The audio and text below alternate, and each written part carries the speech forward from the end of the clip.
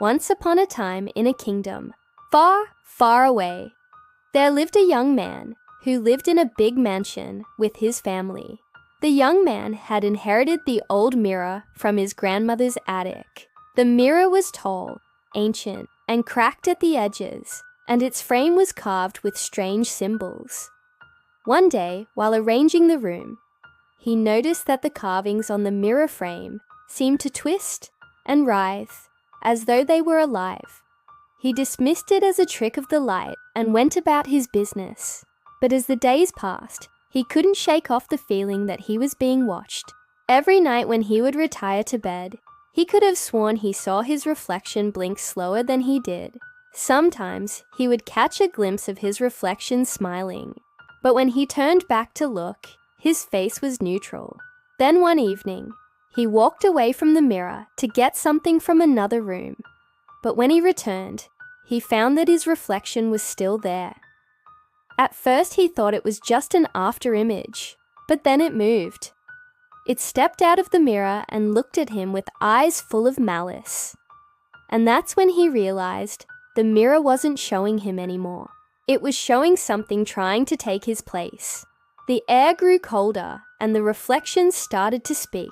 Its voice was raspy, as if unused for a long time. "Let me out," it whispered, and then it vanished. From that day on, whenever he looked into the mirror, he heard whispers seeping from the glass. "You don't belong here. Let me out." He tried to convince himself that it was just an old mirror making strange noises, but a part of him was terrified. Then one night, the storm came, and with it, lightning cracked across the sky. As he sat by the window watching the rain, he noticed the mirror behind him. Its surface rippled like water, and he turned to see his reflection step forward. Its eyes gleamed with a strange light and beckoned to him. He should have been scared, but there was something hypnotic about the way it moved. It stepped out of the mirror and waved to him, its fingers long and skeletal. He stood up, mesmerized, and the reflection smiled, revealing teeth that were too sharp and too numerous. In a flash, the room went cold, and the candle flames flickered wildly before going out, plunging the room into darkness. The wind howled outside, and he could hear the rain drumming against the glass. Suddenly, he felt something brush against his leg, and he screamed, stumbling back. Then he heard a voice. It was his voice, but deeper, colder, and it was coming from the mirror. "You've lived long enough," it said. "Now it's my turn." Before he could react, the reflection lunged. He cried out and tried to scramble away, but the reflection was quick. It grabbed him by the arm, and the touch was like ice.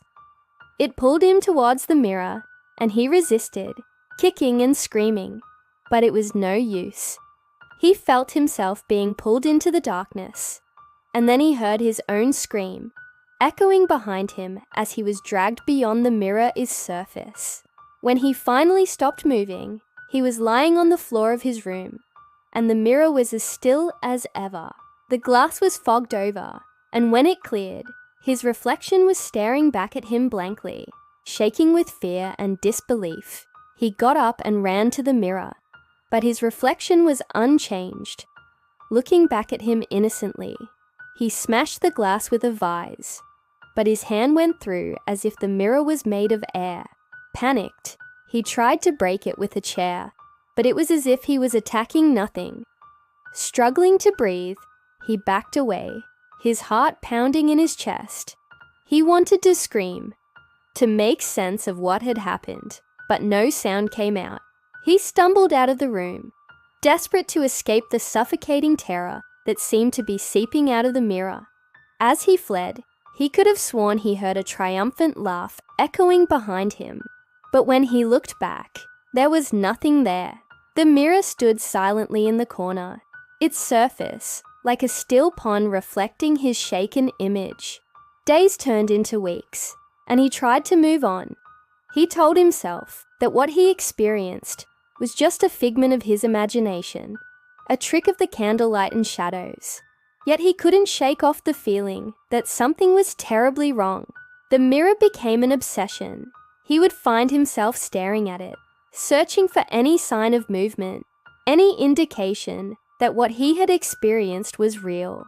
The fear was always there, lurking beneath the surface, and it grew stronger with each passing day. He started having nightmares of the grinning reflection, the icy touch, and the voice whispering in his ear. He would wake up in a cold sweat, his heart racing, only to find his reflection mocking him from the mirror. He couldn't take it anymore. One night, he decided to destroy the mirror. He gathered all his strength and threw a heavy candlestick at it, shattering the glass. But even as he watched the mirror fall apart, he felt a sense of foreboding. It was as if the destruction of the mirror brought him no peace, and he knew deep down that he had made a terrible mistake. In the days that followed, he found himself haunted by an overwhelming sense of dread. He couldn't understand why destroying the mirror had not brought him the relief he had hoped for. He felt trapped in a prison of his own fear, unable to break free from the shadows of his past. Then one night, as he sat alone in his darkened room, he heard a voice whisper his name. He turned, but there was no one there. The voice came again, and this time he recognized it. It was his own voice, or rather, the voice of his reflection. He screamed and tried to hide, but the voice kept calling to him, growing louder until it filled the room. "I am you," the voice echoed, "and without me, you are nothing." He cowered, paralyzed with fear. Then the voice spoke again, this time with a hint of a smile. "I have been waiting for you, my dear self. It is time for us to meet." With trembling hands, he approached the mirror. He needed to see, to confirm that what he feared most was just a figment of his imagination. But when he looked into the depths of the mirror, what he saw made his blood run cold. Staring back at him was a distorted version of himself, a mockery of his former self. The reflection grinned, revealing sharp, pointed teeth. Its eyes gleamed with a sinister light, and it seemed to be reaching out from the depths of the mirror, beckoning him closer. He stumbled back, horrified. He tried to turn away, to escape what he was seeing, but something held him captive. He was drawn to the mirror as if by an invisible force, unable to break free from its hypnotic gaze. With a Herculean effort, he tore his eyes away from the mirror and fled. He ran through the darkened halls of his house, desperate to escape the clutches of his own reflection. But no matter where he hid, the reflection seemed to find him. It whispered his name in a voice that dripped with malice, promising him pain and torment. He collapsed on the floor, sobbing uncontrollably. He was trapped in a nightmare from which there was no escape. His reflection loomed over him, its grin widening. "There is no escape," it hissed, its voice echoing in his mind. "You cannot hide from yourself." With that, it lunged. He screamed and braced for impact, but the pain never came. Instead, he found himself falling, tumbling through an endless abyss. As he fell, he could hear his reflection's laughter echoing around him. Then suddenly, everything went black. When he woke up, he was lying on the ground in his room, and the mirror was gone. But the experience had changed him forever. He could never look at a mirror the same way again. The memory of his reflection's twisted grin and malicious laughter was seared into his mind. Then one day, as he was rummaging through his late grandmother's things, he came across a dusty book of fairy tales. He opened it and began to read. And that's when he came across the story of the mirror that took what you gave it. He remembered the stories his grandmother used to tell him about mirrors being portals to other worlds, about reflections being more than just images, about the thin veil between reality and fantasy. And it all came flooding back.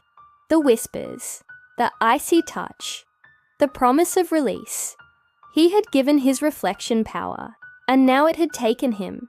He was trapped in the mirror world, a world of shadows and darkness where his reflection reigned supreme.